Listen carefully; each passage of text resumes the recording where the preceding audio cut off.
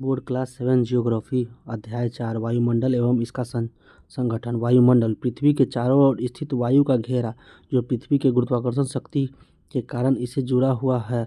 इसी कारण पृथ्वी के धरातल के पास वायुमंडल की सघनता भी ज़्यादा है। सीमा, सुरेश, राधा, रमेश मैदान में खेल रहे थे। अचानक सुरेश ने कहा, राधा तुम अपनी नाक और मुंह कितनी देर तक बंद रख सकती हो? राधा ने कहा, मैं अभी ऐसा करके देखती हूँ। राजा ने अपनी नाक और मुंह हाथों से बंद किया, लेकिन कुछ ही सेकंड में उसके दाएं हाथ हटा लिया क्योंकि उसे बेचैनी होने लगी। बारी बारी से सबने ऐसा किया, परंतु कुछ ही सेकंडों में सबकी सांस टूट जा रही थी। रमेश ने पूछा, ऐसा क्यों हो रहा है? सीमा ने कहा, ऐसा इसलिए हो रहा है क्योंकि सांस लेने के लिए वायु हवा आवश्यकता है जो नाक या मुंह के रास्ते हमारे शरीर में प्रवेश करती है, जो नाक बंद होने पर शरीर में प्रवेश नहीं कर पा रही है।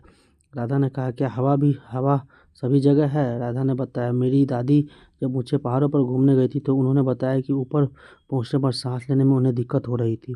सूर्य की किरणें का परावर्तन देख रहे हैं, यहाँ से दर्शाया गया है। क्या आप जानते हैं वायुमंडल छन्न पात्र का कार्य करता है? यह सूर्य से आने वाली हानिकारक पराबैंगनी किरणों को छानकर पृथ्वी पर भेजता है। सुरेश ने पूछा, भला ऐसा क्यों हुआ? सीमा ने कहा, क्योंकि धरातल से ऊपर जाने पर ऑक्सीजन की मात्रा कम हो जाती है। दीदी बता रही थी कि पृथ्वी के जिस भाग पर हम रहते हैं वहाँ से लेकर कई सौ किलोमीटर ऊपर तक वायु पाई जाती है। इसे वायुमंडल कहा जाता है। वायुमंडल से हमारी पृथ्वी चारों ओर घिरी है। पृथ्वी अपने अक्ष पर घूमती है और वायुमंडल भी उसके साथ घूमता है। वायुमंडल हमें जीवनदायी वायु को प्रदान करता है, साथ ही पृथ्वी पर निवास करने वाले सभी जीवों के लिए सुरक्षा की कवच प्रदान करता है।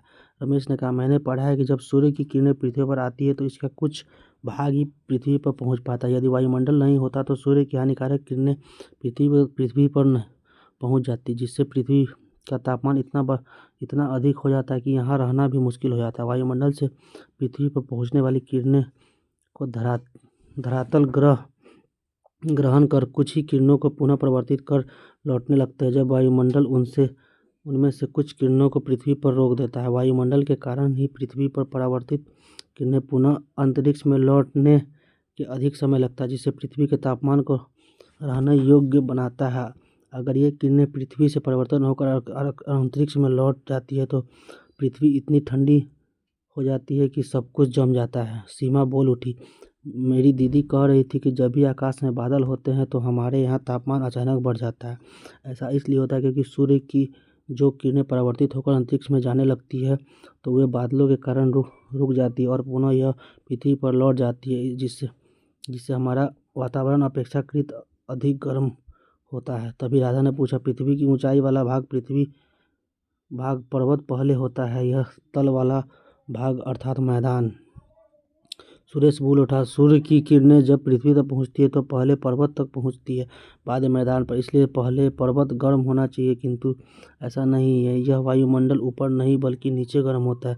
जब धरती का ठोस धरातल गर्म हो जाता है तो उसके संपर्क वाले वायुमंडल की परत पहले गर्म हो जाती है एवं उत्तरोत्तर ऊपर की ओर गर्मी प्रवाहित होती है। स्पष्ट है कि जैसे जैसे हम ऊपर की ओर जाते हैं गर्मी कम होती है। पता कीजिए, समुद्र के जल स्तर में वृद्धि में कौन कौन सा क्षेत्र प्रभावित हो सकता है?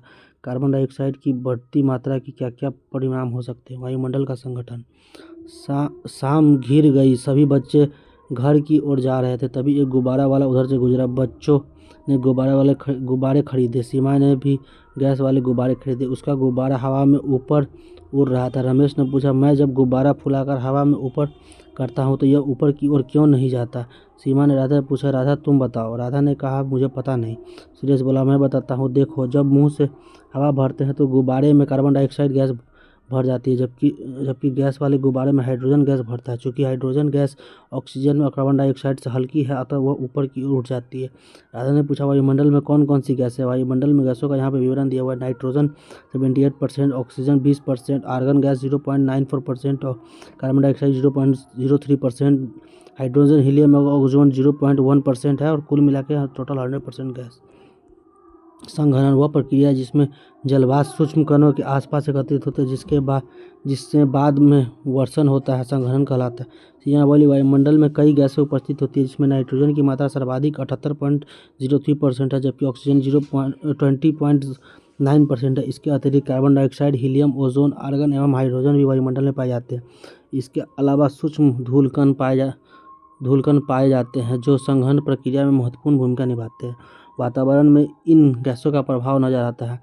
कार्बन डाइऑक्साइड, क्लोरोफ्लोरोकार्बन का आदि के ग्रीन हाउस गैस भी कहते हैं, क्योंकि यह वायुमंडल में फैलकर पृथ्वी की विकिरणित ऊष्मा को पृथ्वी पर आने से रोकते हैं, जिसे ग्रीन हाउस प्रभाव पैदा करता है। राधा ने कहा, मैंने सुना है कि कार्बन डाइऑक्साइड गैस की बढ़ती मात्रा के कारण काफ़ी दिक्कतें हो रही हैं। रमेश ने कहा, बिल्कुल ठीक, परंतु कार्बन डाइऑक्साइड की उपस्थिति में ही पेड़ पौधे का प्रकाश संश्लेषण की क्रिया द्वारा भोजन बनाते हैं, जिसके कारण पर्यावरण की पूरी खाद्य श्रृंखला एवं अंततः हमारा जीवन संभव है। स्थलीय विकिरण में सूर्य द्वारा प्राप्त ऊष्मा दीर्घ तरंगों में बदल जाती है, जिससे कार्बन डाइऑक्साइड गैस आसानी से सोख लेती है और इस तरह पृथ्वी पर ऊष्मा बनती है, जिससे हमारा जीवन संचालित होता रहता है। वर्तमान समय में हमारी आधुनिक जीवन शैली के कारण वायुमंडल में कार्बन डाइऑक्साइड की मात्रा में अत्यधिक वृद्धि हो रही है। अत्यधिक मात्रा में स्थलीय विकिरण की ऊष्मा को कार्बन डाइऑक्साइड गैस सोख लेती है। इसी कारण भूमंडलीय तापमान में वृद्धि हो रही है और वायुमंडल की दशाओं में भी परिवर्तन नजर आ रहा है तथा भूमंडलीय तापन हो रहा है। राधा ने पूछा, इससे क्या परेशानी होगी? सीमा ने बताया, इससे पृथ्वी के तापमान में बढ़ोतरी हो रही है, जिससे ध्रुवों पर तथा ऊंचे भागों में जमी बर्फ पिघल रही है। फलस्वरूप समुद्र का जल स्तर में वृद्धि होगी। इसके परिणाम स्वरूप तटीय क्षेत्रों में जल का स्तर बढ़ जाएगा, जिससे तटीय भाग जलमग्न हो जाएगा। कई द्वीपों अस्तित्व में समाप्त हो जाएगा, जैसे गंगा नदी के डेल्टा के कुछ द्वीप पूरी तरह से जलमग्न हो जाएंगे। वहाँ के लोग भी दूसरी जगह पलायन कर गए हैं। साथ ही जलवायु में भी परिवर्तन आ सकता है। परिणाम स्वरूप कुछ पौधे तथा पशु लुप्त हो सकते हैं। राधा ने पूछा, क्या ठंडे प्रदेशों में भी ऐसा ही है? सुरेश ने कहा, नहीं, ठंडे प्रदेशों में कृषि उत्पादन के लिए उचित तापमान का अभाव रहता है।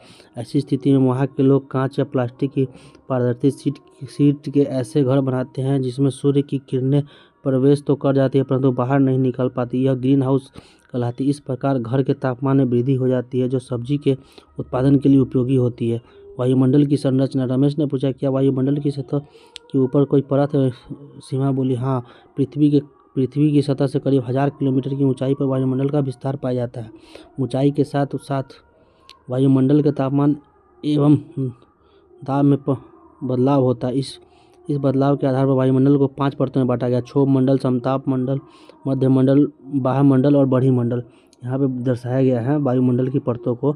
समताप मंडल, पहले क्षोभ मंडल, समताप मंडल, मध्य मंडल, आयन मंडल और बड़ी मंडल। राजा ने पूछा, ये मंडल क्या है, इसका क्या महत्व है? सुरेश ने कहा, मैं तुम्हें इन मंडलों के बारे में बताता हूँ। सबसे पहले क्षोभ मंडल। यह वायुमंडल की सबसे निचली एवं महत्वपूर्ण परत है। मौसम संबंधी परिवर्तन इसी मंडल में होते हैं। इनकी औसत ऊंचाई 13 किलोमीटर है। क्षोभ मंडल की ऊंचाई का विस्तार सभी स्थानों पर एक समान नहीं है। विषुवतीय क्षेत्रों में इसकी लंबवत विस्तार अधिक होती है, जबकि ध्रुवीय क्षेत्रों में कम। यहाँ जलवाष्प एवं धूलकण अधिकता से मिलती है। मौसम संबंधी सभी घटनाएं इसी मंडल में घटित होती हैं। इस मंडल में जैसे जैसे ऊंचाई पर जाते हैं तापमान कम होता जाता है। क्षोभ मंडल की ऊपरी सीमा को क्षोभ सीमा कहते हैं। इसके ऊपर समताप मंडल है। समताप मंडल का आरंभ क्षोभ मंडल के बाद होता है। इस मंडल का फैलाव करीब 50 किलोमीटर की ऊंचाई तक है। इस मंडल के निचले भाग में अर्थात 20 किलोमीटर की ऊंचाई तक तापमान स्थिर रहता है। इसके बाद जैसे जैसे ऊंचाई पर जाते हैं तापमान तेजी से बढ़ता है। ऐसा होने का प्रमुख कारण इस परत के ऊपर ओजोन की परत का पाया जाना है, क्योंकि यह परत सूर्य की पराबैंगनी किरणों को सोख लेता है। यह मंडल हवाई जहाज की उड़ान के लिए उपयुक्त है। मध्य मंडल, यह समताप मंडल के ठीक ऊपर वाली परत है। इसकी ऊंचाई करीब 80 किलोमीटर है। यहाँ ऊंचाई के बाद तापमान घटता है। यह मंडल अंतरिक्ष से आने वाले उल्कापिंडों को हमारी रक्षा करता है, क्योंकि जैसे ही उल्कापिंड इस मंडल में प्रवेश करते हैं घर्षण के कारण जल जाते हैं और पृथ्वी पर नहीं पहुंच पाते। आयन मंडल का बाह्य मंडल। वायुमंडल की इन परत में ऊंचाई बढ़ने के साथ तापमान में तीव्रता से वृद्धि होती है। आयन मंडल इन परतों का एक भाग है। पृथ्वी से प्रसारित रेडियो तरंगें इस परत को प्रवर्तित पृथ्वी पर आती है। बाह्य मंडल का फैलाव 80 से 400 किलोमीटर तक है। बड़ी मंडल, यह वायुमंडल की सबसे ऊपरी परत है। यह वायु की पतली परत होती है। हल्की कैसे जैसे हीलियम, हाइड्रोजन यहीं से अंतरिक्ष में तैरती रहती है। रमेश ने कहा, तब तो हम सभी कई परतों से घिरे हैं। सुरेश ने कहा, बिल्कुल ठीक, यही कई तरह की ये हमें प्रभावित करते हैं। राधा ने कहा, इन बातों से तो हमें समय का ध्यान ही नहीं रहा। चलो देखे सूर्यास्त हो गया। सभी ने सूर्य की दिशा की ओर देखा। बहुत बड़ा संतरे का रंग दिख लग रहा था। सूर्य के इस रूप को देखकर सभी रोमांचित थे और इसी की चर्चा करते हुए घर की ओर चल पड़े।